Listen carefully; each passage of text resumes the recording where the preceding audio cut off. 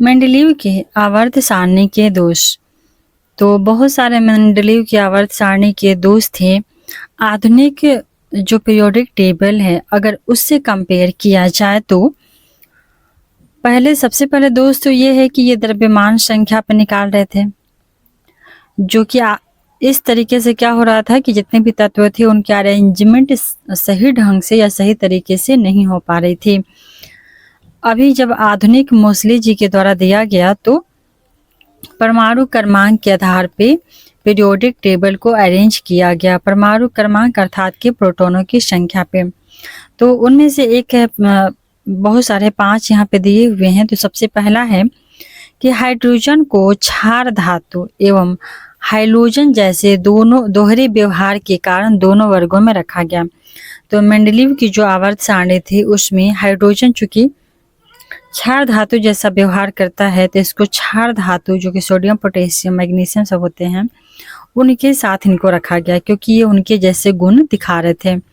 इसके अलावा hydrogen hydrogen के जैसे जो अक्रिय गैसें होती हैं उनके जैसा भी व्यवहार किया गया, तो फिर उनके साथ भी रखा गया। तो इस प्रकार से क्या हुआ कि मेंडलीव की आवर्त सारणी में हाइड्रोजन का कोई फिक्स स्थान नहीं मिला, वो दो जगह उनके अनुसार रखा गया था। सेकेंड इनका दोष था कि समान गुण वाले तत्वों को अलग अलग रखा गया, क्योंकि द्रव्यमान के आधार पर सही से अरेंजमेंट नहीं हो पाया।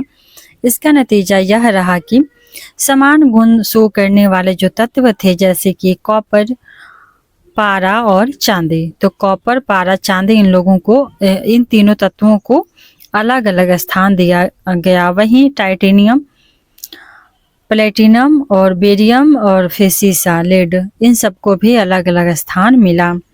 तीसरा दोष ये था कि उच्च परमाणु भार वाले तत्वों को कम परमाणु भार वाले तत्वों के पहले रखा गया, क्योंकि मतलब गुण के आधार पर रख रहे थे, द्रव्यमान के आधार पर रहते। इसका नतीजा यह हुआ कि जिन तत्वों का परमाणु भार ज्यादा है उनको पहले रख दिया गया और जिन तत्वों का परमाणु भार कम है उनको बाद में रखा गया। जैसे एग्जाम्पल के तौर पे आयोडीन, जिसका परमाणु भार है 126.92, 126.92 इसका परमाणु भार है आयोडीन का, और टेल्यूरियम जिसका है 127.61।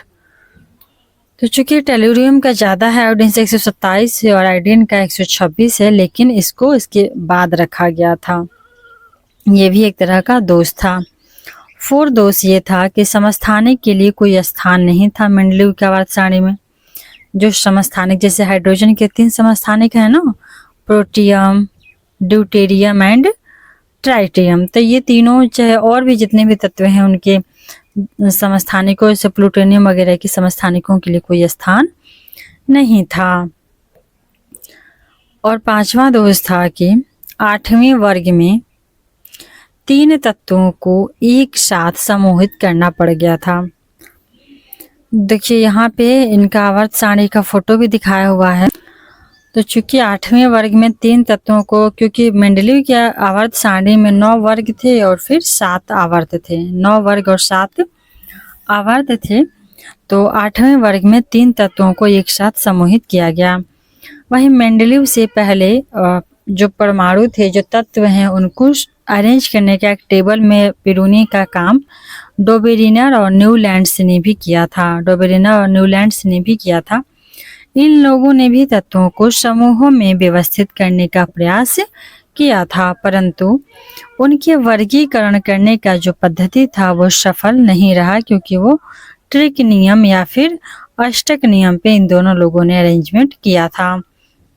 तो डोबेरिनर का जो ट्रिक नियम है उसको हम लोग पढ़ेंगे और सीखेंगे। डोबेरिनर का ट्रिक नियम 1817 ईस्वी में आया था।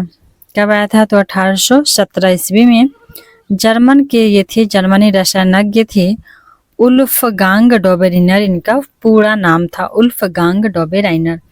इन्होंने ट्रिक नियम नाम से ही पता चल रहा है कि 3 तत्वों का इन्होंने समूह बनाया और इन समूहों को चुना और उन समूहों को ट्रिक कहा। उस समय तक ज्ञात तत्वों में केवल 3 ट्रिक ही वे ज्ञात कर सके थे। सिर्फ 3 का जोड़ा 3 ही तत्व अर्थात 9 तक ही बना पाए थे। फलस्वरूप वर्गीकरण की यह पद्धति थी वह असफल हो गई थी फाइनली। वहीं न्यूलैंड्स का अष्टक सिद्धांत क्या कहता है? तो न्यूलैंड्स का अष्टक सिद्धांत सबसे पहले तो यह 1865 में आया था। 1865 में अंग्रेज वैज्ञानिक थे जिनका नाम था जॉन न्यूलैंड। न्यूलैंड का पूरा नाम था जॉन न्यूलैंड। इन्होंने ज्ञात तत्वों को परमाणु द्रव्यमान के आरोही क्रम में व्यवस्थित किया था, अर्थात कि परमाणु द्रव्यमान का सबसे जो कम वैल्यू होगा उसके बाद बड़ा ऐसे करके। तो इन्होंने 56वें तत्व तक थोरियम पर ही इनका जो आवर्त सारणी था वो पीरियोडिक टेबल खत्म हो गया, समाप्त हो गया। तो क्वेश्चन कभी कभी बनता है कि न्यूलैंड्स का अष्टक नियम का जो सबसे लास्ट तत्व था वो कौन सा था? तो बताइए आप लोग कौन सा था? तो इसका जो लास्ट तत्व था वो था थोरियम और यह 56वां तत्व था। उन्होंने पाया कि प्रत्येक 8वें तत्व का गुणधर्म पहले तत्व के गुणधर्म के समान है।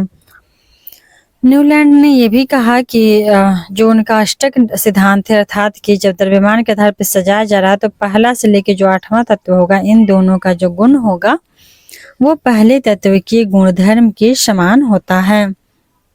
उन्होंने इसकी तुलना संगीत के अष्टक से की और इसलिए उन्होंने इसे अष्टक का सिद्धांत भी कहा। अष्टक का सिद्धांत केवल कैल्शियम तक ही लागू हो पाया।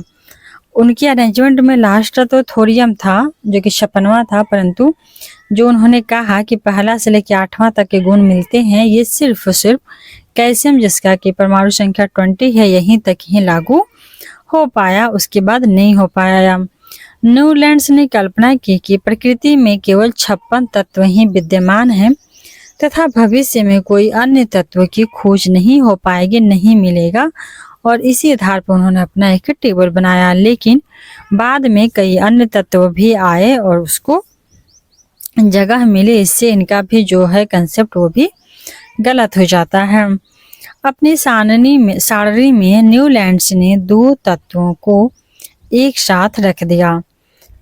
दो तत्वों को एक साथ इनको रखना पड़ गया, इनका जो कंसेप्ट था अष्टक नियम को पूरा करने के लिए, और कुछ असमान तत्वों को भी एक साथ रखना पड़ गया, इन्होंने रख दिया। तो उपरोक्त इतने सारे कारणों की वजह से क्या हुआ कि फाइनली ये कंसेप्ट जो था, ये सिद्धांत था, वो फेल हो गया। उसके बाद सबसे लास्ट में आती है जो अभी तक प्रमाणित है, वैलिड, और इसी पे सारे कार्य हो रहे हैं, वो है आधुनिक आवर्त सारणी। आधुनिक आवर्त सारणी, मॉडर्न पीरियोडिक टेबल। तो आधुनिक आवर्त सारणी की खोज मोसले नामक व्यक्ति ने किया थे। कब किए थे ये? तो 1913 इसमें, बहुत ही रिसेंटली किया गया है, 120 साल भी नहीं पूरे। 1913 में मोसले ने किया था। इनके अनुसार तत्वों के गुण उनकी परमाणु संख्या, एटॉमिक नंबर के आवर्त के फलन होते हैं। और जैसे ही अब तक परमाणु द्रव्यमान चल रहा था, अब परमाणु संख्या आ गया, वैसे ही सारे के सारे जो कंसेप्ट थे वो क्लियर हो गए। जैसे ही परमाणु द्रव्यमान को बदल के, मेन यहीं से प्रॉब्लम हो रही थी कि परमाणु द्रव्यमान की जगह पे परमाणु संख्या से उनको अरेंज करना था। अब ये गुण जो है दिए हुए बहुत इंपॉर्टेंट है कि पीरियोडिक टेबल में ऊपर से नीचे या फिर दाएं से बाएं जाने पर क्या गुण प्रदर्शित करते हैं तत्व। तो यहाँ पे विभिन्न प्रकार के क्राइटेरिया दिए हुए हैं, जैसे कि परमाणु का आकार, विद्युत धनात्मकता, आयनन ऊर्जा, विद्युत ऋणात्मकता और इलेक्ट्रॉन। मेंडलीव के आवर्त सारणी के दोष। तो बहुत सारे मेंडलीव की आवर्त सारणी के दोष थे। आधुनिक जो पीरियोडिक टेबल है अगर उससे कंपेयर किया जाए तो सबसे पहले दोष तो ये है कि ये द्रव्यमान संख्या पे निकाल रहे थे, जो कि इस तरीके से क्या हो रहा था कि जितने भी तत्व थे उनकी अरेंजमेंट सही ढंग से या सही तरीके से नहीं हो पा रही थी। अभी जब आधुनिक मोसले जी के द्वारा दिया गया तो परमाणु क्रमांक के आधार पे पीरियोडिक टेबल को अरेंज किया गया, परमाणु क्रमांक अर्थात कि प्रोटॉनों की संख्या पे। तो उनमें से एक है, बहुत सारे 5 यहाँ पे दिए हुए हैं। तो सबसे पहला है कि हाइड्रोजन को क्षार धातु एवं हाइड्रोजन जैसे दोनों दोहरे व्यवहार के कारण दोनों वर्गों में रखा गया। तो मेंडलीव की जो आवर्त सारणी थी उसमें हाइड्रोजन चूंकि क्षार धातु जैसा व्यवहार करता है तो इसको क्षार धातु जो कि सोडियम पोटेशियम मैग्नीशियम सब होते हैं उनके साथ इनको रखा गया क्योंकि ये उनके जैसे गुण दिखा रहे थे। इसके अलावा हाइड्रोजन हाइड्रोजन के जैसे जो अक्रिय गैसें होती है उनके जैसा भी व्यवहार किया गया तो फिर उनके साथ भी रखा गया। तो इस प्रकार से क्या हुआ कि मेंडलीव की आवर्त सारणी में हाइड्रोजन का कोई फिक्स स्थान नहीं मिला, वो दो दो जगह उनके अनुसार रखा गया था। सेकेंड इनका दोष था कि समान गुण वाले तत्वों को अलग अलग रखा गया क्योंकि द्रव्यमान के आधार पर सही से अरेंजमेंट नहीं हो पाया। इसका नतीजा यह रहा कि समान गुण शो करने वाले जो तत्व थे जैसे कि कॉपर, पारा और चांदी, तो कॉपर, पारा, चांदी इन लोगों को इन तीनों तत्वों को अलग अलग स्थान दिया गया। वहीं टाइटेनियम, प्लेटिनम और बेरियम और फिर सीसा, लेड इन सबको भी अलग अलग स्थान मिला। तीसरा दोष ये था कि उच्च परमाणु भार वाले तत्वों को कम परमाणु भार वाले तत्वों के पहले रखा गया क्योंकि मतलब गुण के आधार पर रख रहे थे, द्रव्यमान के आधार पर रहते। इसका नतीजा यह हुआ कि जिन तत्वों का परमाणु भार ज्यादा है उनको पहले रख दिया गया और जिन तत्वों का परमाणु भार कम है उनको बाद में रखा गया। जैसे एग्जाम्पल के तौर पे आयोडीन जिसका परमाणु भार है 126.92 126.92 इसका परमाणु भार है आयोडीन का, और टेल्यूरियम जिसका है 127.61। तो चूंकि टेल्यूरियम का ज़्यादा है आयोडीन से 127 है और आयोडीन का 126 है, लेकिन इसको इसके बाद रखा गया था। ये भी एक तरह का दोष था। फोर्थ दोष ये था कि समस्थानिक के लिए कोई स्थान नहीं था मेंडलीव की आवर्त सारणी में। जो समस्थानिक जैसे हाइड्रोजन के 3 समस्थानिक है ना, प्रोटियम, ड्यूटेरियम एंड ट्राइटियम, तो ये तीनों चाहे और भी जितने भी तत्व हैं उनके समस्थानिकों जैसे प्लूटोनियम वगैरह के समस्थानिकों के लिए कोई स्थान नहीं था। और पांचवा दोष था कि 8वें वर्ग में 3 तत्वों को एक साथ समूहित करना पड़ गया था। देखिए यहाँ पे इनका आवर्त सारणी का फोटो भी दिखाया हुआ है। तो चूंकि 8वें वर्ग में 3 तत्वों को, क्योंकि मेंडलीव की आवर्त सारणी में 9 वर्ग थे और फिर 7 आवर्त थे, 9 वर्ग और 7 आवर्त थे, तो 8वें वर्ग में 3 तत्वों को एक साथ समूहित किया गया। वहीं मेंडलीव से पहले जो परमाणु थे, जो तत्व हैं, उनको अरेंज करने का एक टेबल में पिरोने का काम डोबेरिनर और न्यूलैंड्स ने भी किया था। इन लोगों ने भी तत्वों को समूहों में व्यवस्थित करने का प्रयास किया था, परंतु उनके वर्गीकरण करने का जो पद्धति था वो सफल नहीं रहा क्योंकि वो ट्रिक नियम या फिर अष्टक नियम पे इन दोनों लोगों ने अरेंजमेंट किया था। तो डोबेरिनर का जो ट्रिक नियम है उसको हम लोग पढ़ेंगे और सीखेंगे। डोबेरिनर का ट्रिक नियम 1817 ईस्वी में आया था। कब आया था? तो 1817 ईस्वी में जर्मनी रसायनज्ञ थे उल्फगांग डोबेरिनर, इनका पूरा नाम था उल्फगांग डोबेराइनर। इन्होंने ट्रिक नियम नाम से ही पता चल रहा है कि 3 तत्वों का इन्होंने समूह बनाया और इन समूहों को चुना और उन समूहों को ट्रिक कहा। उस समय तक ज्ञात तत्वों में केवल 3 ट्रिक ही वे ज्ञात कर सके थे। सिर्फ 3 का जोड़ा 3 ही तत्व अर्थात 9 तक ही बना पाए थे। फलस्वरूप वर्गीकरण की यह पद्धति थी वह असफल हो गई थी फाइनली। वहीं न्यूलैंड्स का अष्टक सिद्धांत क्या कहता है? तो न्यूलैंड्स का अष्टक सिद्धांत सबसे पहले तो यह 1865 में आया था।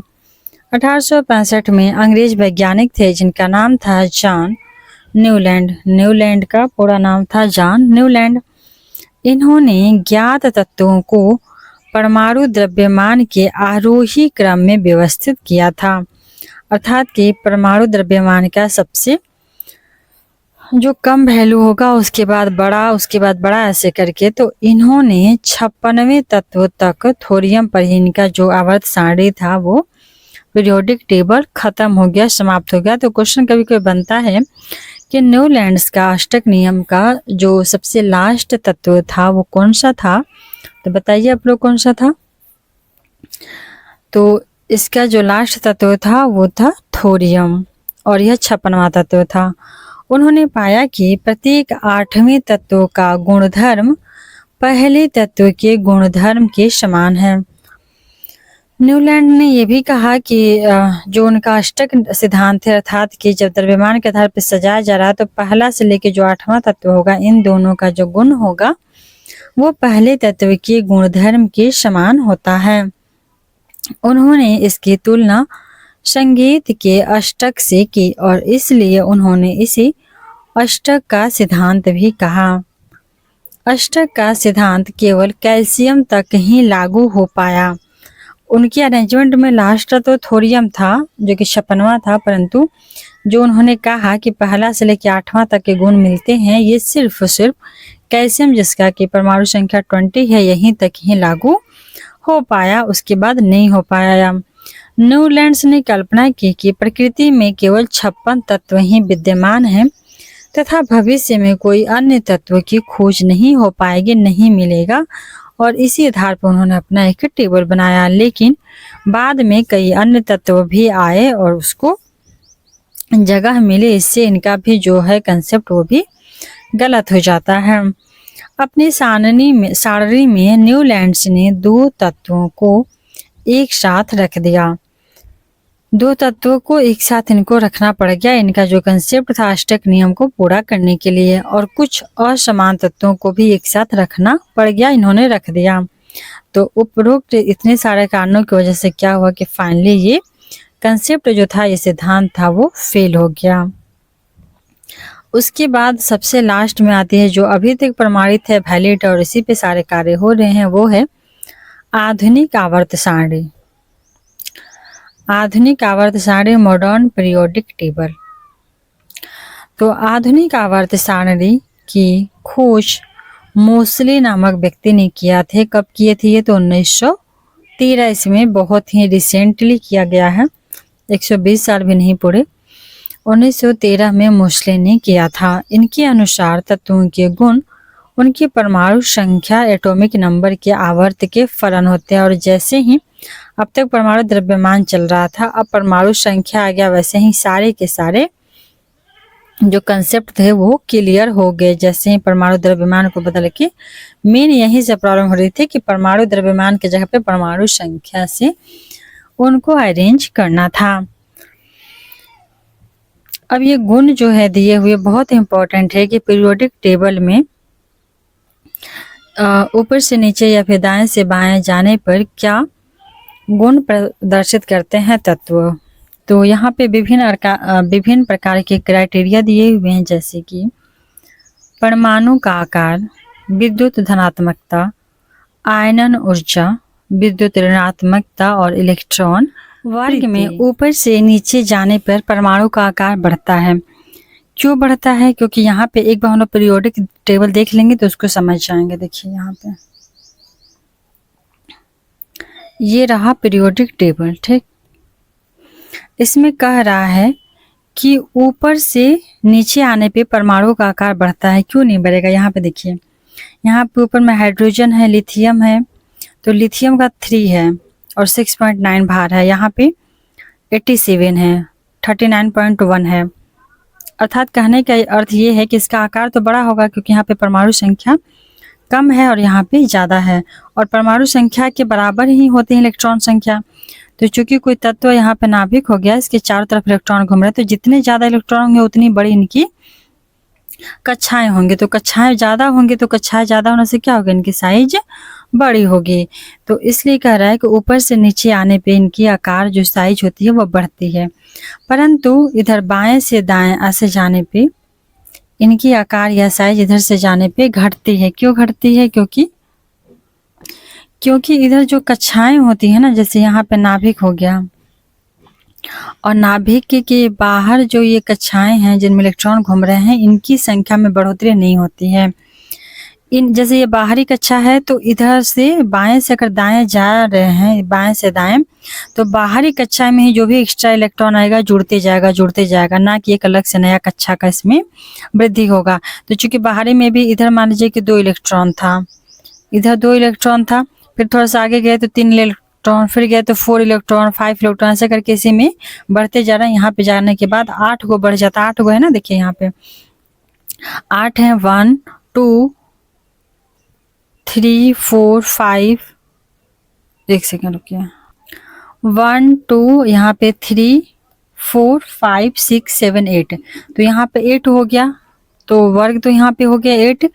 तो ये क्या हो रहे हैं इनकी जो है 8 गो अष्टक, जो बाहरी कक्षा में जब कोई भी तत्व के बाहरी कक्षा में 8 इलेक्ट्रॉन पुर जाते हैं तो आप लोग को पता होगा वो कंप्लीट हो जाता है अपना अष्टक बना करके, वो एक तरह से अक्रिय गैस या फिर ये न्यूट्रल जो है वो न्यूट्रल हो जाती है।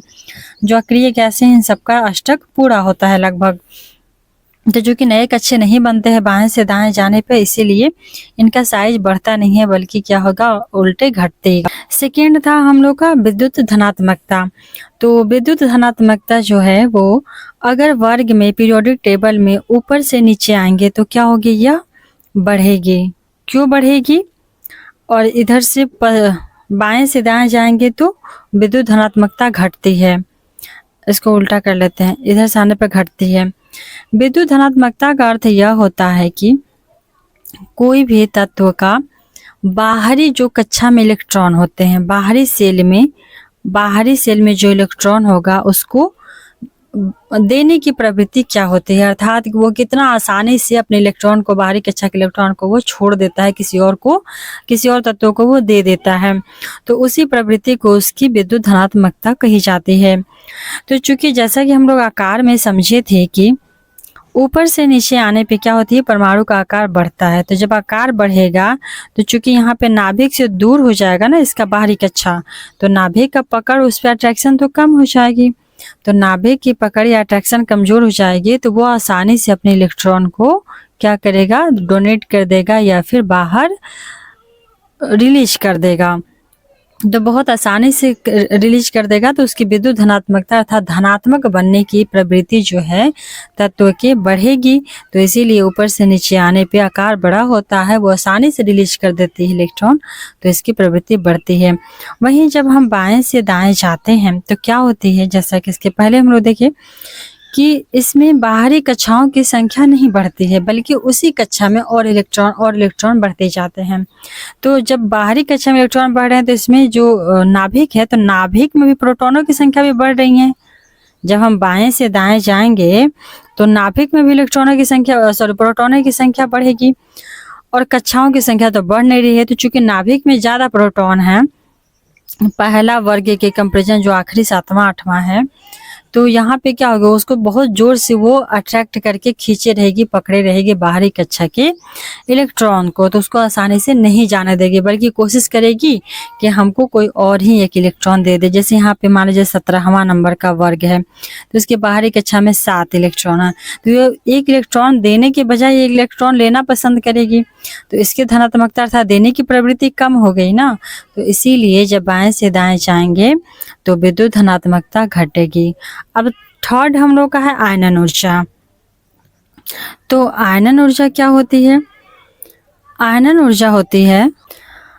ऊर्जा किसी भी तत्व के बाहरी कक्षा से इलेक्ट्रॉन निकालने के लिए या फिर उसमें से इलेक्ट्रॉन हटाने के लिए उसको जितनी आवश्यकता ऊर्जा की होती है उसको देने के लिए उस ऊर्जा को ही आयनन ऊर्जा कहते हैं। आयनन ऊर्जा से समझते हैं कि किसी तत्व के आयनित करने के लिए उसको जो ऊर्जा दी जा रही है, आयनित करना अर्थात क्या हुआ, उसमें से इलेक्ट्रॉन निकालना है या फिर उसको इलेक्ट्रॉन देना है। तो आयनित करना मतलब पॉजिटिव आयन और नेगेटिव आयन, दो प्रकार का आयन होता है। तो आयनित करने के लिए कितनी ऊर्जा की आवश्यकता है, तो उसी को बोला जाता है आयनन ऊर्जा। तो चूंकि आयनन ऊर्जा उस पर डिपेंड करेगा जितना उसका नाभिक में जो प्रोटॉन और न्यूट्रॉनों की संख्या है जितनी ज्यादा होगी, जितनी प्रबल होगी उनकी शक्ति, अट्रैक्शन पावर, उस तत्व के लिए आयनन ऊर्जा ज्यादा लगेगा क्योंकि वो ज्यादा अपना पावर से वो खींचे रहेगी, बांधे रहेगी बाहरी कक्षा के इलेक्ट्रॉनों को। तो जो जितना ज्यादा जोर से बांधे रहेगी उसमें उतना ही आयनन ऊर्जा लगेगा। तो उसी बेसिस पे यहाँ पे क्या कह रहा है कि जब हम आवर्त में बाएं से दाएं जाते हैं तो आयनन ऊर्जा क्या होती है, बढ़ेगी। आयनन ऊर्जा बाएं से दाएं जाने पे बढ़ेगी। क्यों बढ़ेगी? क्योंकि हम लोग जैसा अभी हुआ था कि उसका बाएं से दाएं जाने पे जो नाभिक होती है उसमें प्रोटॉनों की संख्या ज़्यादा होती है, लेकिन कक्षाओं की संख्या बाहर नहीं बढ़ती है। मान लीजिए यहाँ 17 है तो बाहरी कक्षा में 7 है, या फिर जो भी 17 है तो उसका अंदर भी रहेगा उतना ही, और बाहरी कक्षा का संख्या नहीं बढ़ रहा है तो वो मजबूती से अपने तरफ अट्रैक्ट करेगी, तो उसमें से उसका इलेक्ट्रॉन निकालना बहुत मुश्किल होगा। इसलिए बाएं से दाएं जाने पे उसकी ऊर्जा क्या होती है, बढ़ती है। वहीं जब पीरियोडिक टेबल में ऊपर से नीचे आएंगे तो घटेगी। क्यों घटेगी? क्योंकि यहाँ पे नाभिक से बहुत दूर हो जाती हैं उसकी बाहरी कक्षाएं, तो चूंकि बहुत दूर हो जाते हैं बाहरी कक्षाएं तो इसका जो पकड़ है वो कमजोर हो जाता है, तो उसको आसानी से आयनित किया जा सकता है, उसके इलेक्ट्रॉन को निकाला जा सकता है। तो इसलिए इसका होती है आयनन ऊर्जा कम होती है ऊपर से नीचे, और बाएं से दाएं जाने पे ज़्यादा होती है। आई होप समझ गए होंगे। जिस प्रकार से इसके पहले हम लोग विद्युत धनात्मकता समझे थे, उसका सेम अपोजिट होती है विद्युत ऋणात्मकता। धनात्मकता अर्थात जो बाहरी इलेक्ट्रॉन है उसके इलेक्ट्रॉनों को देने की क्षमता, ऋणात्मकता अर्थात लेने की क्षमता। तब आप ही लोग बताइए कि जब हम बाएं से दाएं जा रहे हैं तो यहाँ पे मान लीजिए कि इधर जो लास्ट वाला है 17वां नंबर का वर्ग है, तो उसके बाहरी कक्षा में अगर 7 इलेक्ट्रॉन है तो वो लेना चाहेगा, अर्थात कि कोई इलेक्ट्रॉन लेगा तो ऋणात्मक होगा, तो बहुत ही आसानी से ग्रहण कर लेगा। लेकिन इधर ऊपर से नीचे आने पे बाहरी कक्षा में 1 या 2 इलेक्ट्रॉन है इसके, तो ये लेना चाहेगा नहीं, क्योंकि इसको लेना होगा तो 6 या 7 इलेक्ट्रॉन लेना होगा, तब जाके इसके अष्टक बनेंगे और ये न्यूट्रल होगा। और कोई भी तत्व का प्रवृत्ति होता है न्यूट्रल होना, अपना बाहरी कक्षा को अष्टक बना करके चैन से सुकून से रहने का प्रवृत्ति होता है। तो चूंकि 1 2 है तो सोचेगा कि हम दे करके क्यों नहीं अपने लास्ट वाले पिछले वाले कक्षा का ही अष्टक पूरा कर ले, हम क्यों 7 6 इलेक्ट्रॉन ले। तो यह क्या हो जाएगा, इसकी ऋणात्मकता इसीलिए ऊपर से नीचे आने पे घटेगी, और फिर बाएं से दाएं जाने पे विद्युत ऋणात्मकता बढ़ेगी, परंतु धनात्मकता उल्टा होगा। ठीक है, अब आता है इलेक्ट्रॉन प्रीति। तो इलेक्ट्रॉन प्रीति क्या होती है? तो चूंकि इलेक्ट्रॉन प्रीति नाम से ही पता चल रहा है, इंग्लिश में इलेक्ट्रॉन अफिनिटी बोलते हैं, प्रीति मतलब उसको इलेक्ट्रॉन से प्रेम है। ठीक, तो जिसको ज्यादा इलेक्ट्रॉन से प्रेम होगा, जिस तत्व को ज्यादा प्रेम लगाव होगा, उसका उस हिसाब से बढ़ता जाएगा और घटता जाएगा। तो देखिए यहाँ पे क्या है कि जब हम बाएं से दाएं जा रहे हैं तो इसके इलेक्ट्रॉनों के प्रति ज़्यादा प्रेम है, क्योंकि इसका नाभिक जो है वो ज़्यादा मजबूती से बाहर की जो इलेक्ट्रॉन है उसको खींचे हुए है, तो इसको इलेक्ट्रॉन से ज़्यादा प्रेम है, इसलिए इधर बाएं से दाएं जाने पर बढ़ेगा। वहीं ऊपर से नीचे आने पर इलेक्ट्रॉन प्रीति घटेगी, क्योंकि इसके नाभिक से बाहरी कक्षा के इलेक्ट्रॉन दूर हैं बहुत ज़्यादा, तो इसको उससे उतना लगाव, उतना प्रेम, अट्रैक्शन नहीं है जितना कि पास वालों से हैं। इसलिए यहाँ ऊपर से नीचे आने पर घटेगा और बाएं से दाएं जाने पर इलेक्ट्रॉन से प्रेम इसका बढ़ रहा है। आई होप समझ आ गया होगा। तो अब हम लोग स्टार्ट करते हैं, आगे वाला पढ़ेंगे। आधुनिक आवर्त सारणी में आवर्त की संख्या 7 होती है। आधुनिक आवर्त सारणी में आवर्त 7 होती है एवं वर्गों की संख्या 9 होती है। वर्ग 1 से लेकर के 7 तक 2 उपवर्ग ए एवं बी में बांटे गए हैं। 1 से लेकर के 7 तक जो वर्ग हैं, क्योंकि 7 ही होते हैं ना इसके आवर्त, और 9 वर्ग होता है, तो इन दोनों को ए और बी उपवर्ग में बांटा गया है। इस प्रकार उपवर्गों सहित कुल वर्गों की संख्या कितनी हो जाएगी, तो 18। यहाँ पे पीरियोडिक टेबल को एक बार हम लोग फिर से देखेंगे। देखिए यहाँ पे टोटल यहाँ पे 18 है दिया हुआ है, लेकिन है यहाँ पे 9 ही वर्ग, उनको ए और बी में बांटा गया है। देखिए यहाँ पे ए वाला ये सेक्शन है, और यहाँ पे नीचे 3 से लेके 12 तक बी वाला सेक्शन में बांटा गया। इस प्रकार से 9 को 12 वर्गों में बांट दिया गया है। तो जब 2 वर्ग में बट गए तो ये 18 हो जाते हैं। प्रत्येक आवर्त का जो पहला सदस्य होता है वो क्षार धातुएं होती हैं, और अंतिम सदस्य जो होता है, आप सब लोग को पता है, वो अक्रिय गैस या फिर इनर्ट गैसेस होते हैं। सिर्फ पहले आवर्त का पहला सदस्य हाइड्रोजन है, जो कि एक तरह से अपवाद है, एक्सेप्शन है, क्योंकि वो क्षारीय भी प्रकृति उसका है और फिर उसका अक्रिय जैसा भी है। आवर्त सारणी में ज्ञात जितने भी रासायनिक तत्व हैं उनमें से केवल 11 तत्व ऐसे हैं जो सामान्य वायुमंडलीय परिस्थितियों में गैसीय रूप में होते हैं।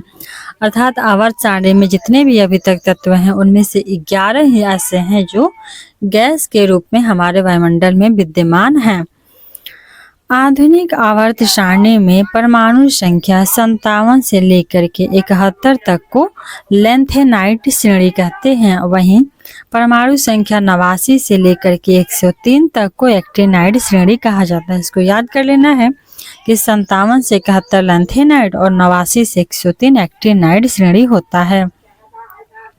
नोट यहाँ पे है, नोट वाला तो VVI होता ही, आप लोग को पता है, तो इसको तो बहुत अच्छे से याद करना है। दुर्लभ मृदा आवर्त सारणी में ज्ञात 118 रासायनिक तत्वों में से 17 तत्वों का एक प्रमुख समूह है। जो दुर्लभ मृदा होते हैं, तत्व होते हैं, वो एक टोटल तो अभी तक आवर्त सारणी में 118 तत्व खोजे गए हैं। उन 118 तत्वों में से कितने हैं जो दुर्लभ मृदा जैसे हैं?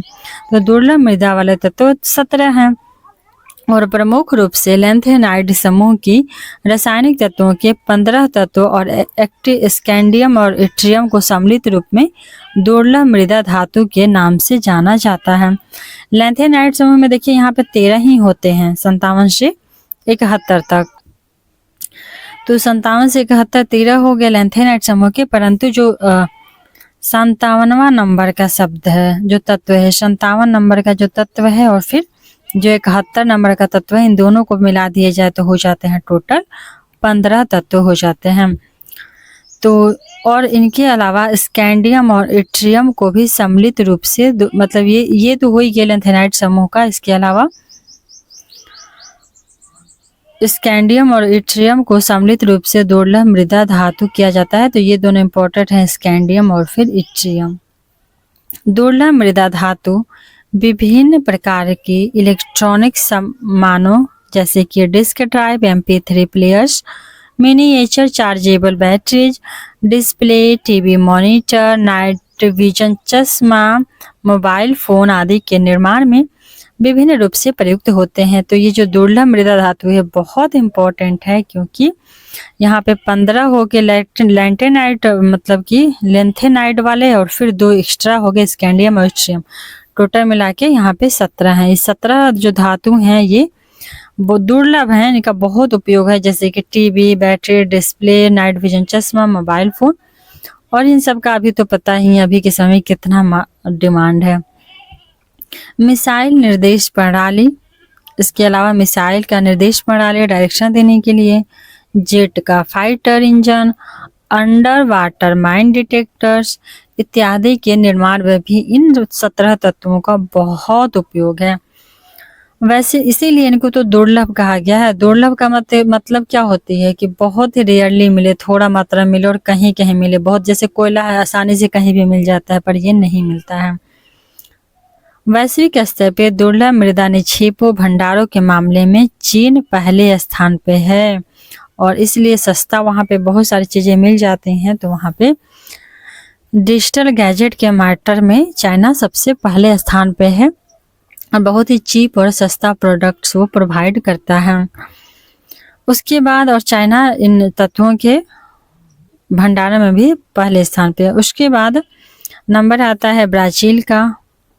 ब्राजील है, ऑस्ट्रेलिया है, भारत है, अमेरिका और मलेशिया। तो भारत का भी स्थान भंडार में चौथा नंबर पे है। पहला चाइना, फिर ब्राजील, ऑस्ट्रेलिया, भारत, अमेरिका और मलेशिया।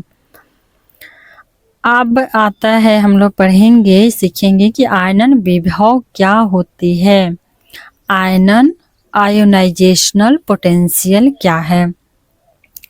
तो ऊर्जा की वह न्यूनतम मात्रा जो तत्व की एक गैसीय परमाणु की बाह्यतम कक्षा से एक इलेक्ट्रॉन को निकल करके बाहर लाने के लिए जो आवश्यक होती है उसको आयनन विभव कहते हैं। आयनन विभव हम लोग पढ़ भी चुके हैं कि किसी भी तत्व को आयनित करने के लिए जो ऊर्जा दिया जाता है वही आयनन विभव है। तो कोई तत्व है, उसके बाहरी सेल में जो इलेक्ट्रॉन है उसको हमको निकालना है, तो बाहरी सेल के इलेक्ट्रॉन निकालने के लिए हम उसको ऊर्जा देंगे, अपने मन में तो निकलेगा नहीं। तो वही ऊर्जा क्या कहलाएगी? आयनन ऊर्जा, आयनन विभव। इलेक्ट्रॉन अफिनिटी क्या है, इलेक्ट्रॉन बंधुता क्या है? तो जब उदासीन परमाणु एक इलेक्ट्रॉन ग्रहण करता है तो उसके फलस्वरूप जो उत्पन्न ऊर्जा होती है वो इलेक्ट्रॉन बंधुता कहलाती है। ये सब हम लोग पढ़ चुके हैं। नेक्स्ट पॉइंट है कि वर्ग 7 के ए के तत्वों की इलेक्ट्रॉन बंधुता उच्च होती है। 7 के ए अर्थात कि जो फ्लोरीन, क्लोरीन, ब्रोमीन, आयोडीन वाला श्रेणी है उसकी ज्यादा होती है। क्यों होती है? क्योंकि उनको इलेक्ट्रॉनों का ग्रहण करने की क्षमता, इसलिए उनको हैलोजन भी कहा गया है, ज्यादा होती है। सबसे अधिक इलेक्ट्रॉन बंधुता अगर पूछा जाए तो वो है क्लोरीन की। हैलोजन समूह का जो क्लोरीन धातु नहीं बोल सकते इसको, जो तत्व है इसको, इसकी इलेक्ट्रॉन बंधुता, इलेक्ट्रॉन अफिनिटी ज्यादा होती है। वहीं विद्युत ऋणात्मकता क्या है? तो किसी तत्व की परमाणु की वह क्षमता जिससे वह साझेदारी की इलेक्ट्रॉन जोड़ी को अपनी ओर खींचता है उसे उस तत्व की विद्युत ऋणात्मकता कहते हैं।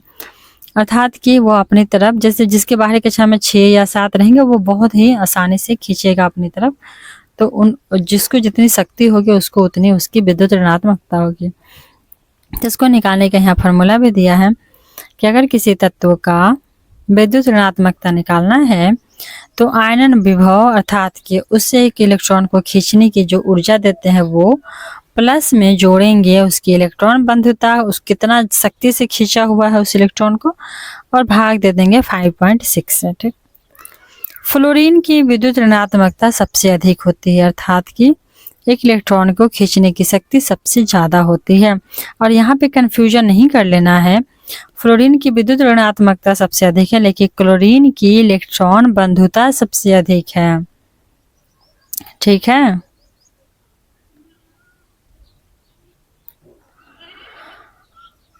नोट है यहाँ पे कि निष्क्रिय गैसों का गलनांक निम्न होता है। निष्क्रिय गैस जो होते हैं उनका गलनांक निम्न होता है, बहुत ही आसानी से वो गल जाते हैं।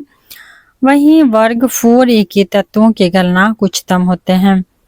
तो यहाँ पे हम लोग देखेंगे कि 4A में कौन कौन से तत्व हैं। तो मैप से देखिए यहाँ पे 4A 3 4A, तो कार्बन वाले जो हैं, कार्बन, सिलिकॉन, जर्मेनियम, ये जो तत्व हैं इनकी सबसे अधिक होती है। और आप लोग बताइए कि क्या सबसे अधिक होती है। अब इसके साथ खत्म हो गया। नेक्स्ट है कि आवर्त सारणी में अत्यधिक विद्युत ऋणात्मकता हैलोजन की होती है और फिर अत्यधिक विद्युत धनात्मक क्षार धातुएं उत्कृष्ट गैस द्वारा अलग होते हैं। और इसके बाद नेक्स्ट वीडियो में हम लोग देखेंगे रासायनिक बंधन। इस वीडियो को यहीं पर करते हैं समाप्त। Thanks for watching.